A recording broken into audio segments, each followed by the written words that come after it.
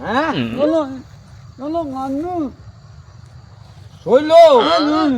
আরে জ্বালা তাছে শৈল কত কি করছে আমি তো কিছু বুঝতে শৈল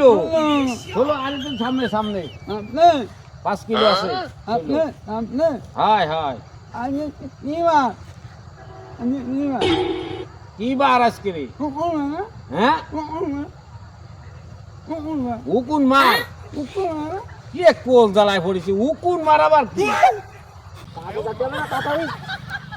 কি বালে হাতে তো পড়িস আজকে